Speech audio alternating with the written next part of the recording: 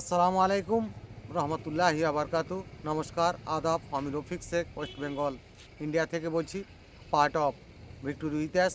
সর্বপ্রথমে জানাই আমাদের সিও এস মুফারে স্যারকে অসংখ্য অসংখ্য ধন্যবাদ।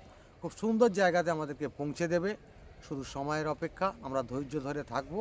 তাই কেমন হবে সেটার সম্বন্ধে আমি দু চার লাইন কবিতা ছন্দের মাধ্যমে আপনাদের সামনে তুলে ধরছি।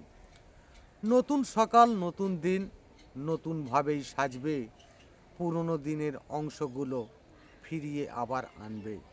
পুরনো দিশা, নতুন ভাষা, সারা পৃথিবী দেখছে, ঘুমিয়ে পড়া অ্যাশমুফারেই আবার কিন্তু জাগছে।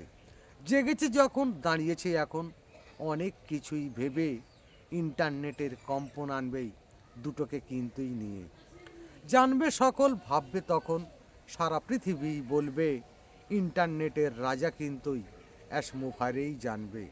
নিজের কোম্পানি, নিজের ডেটা সবার জন্য ভেবেছে, 14 লক্ষ ফাউন্ডাররা কজন বলই বুঝেছে। অন্ধকারের কাজ করেছে, আলোর অনেক দিশা, চোখেতে যখন দেখবে তুমি, থাকবে না আর ভাষা। আকাশ দেখবে, বাতাস দেখবে, মানব জাতি জানবে, অ্যাশমুফারের বিকল্প নাই, সারা বিশ্বেই মানবে। পর্দা এখন সরে গিয়েছে, ফাউন্ডাররাই নাচবে, অ্যাশমুফারেই দিতে এসেছে, সবাই কিন্তু বাঁচবে। অ্যাশমুফারে ধন্যবাদ। ভিক্টোরি উইথ অ্যাশ জিন্দাবাদ। আপনাদের যদি ভালো লেগে থাকে, লাইক কমেন্ট শেয়ার করুন। ধন্যবাদ।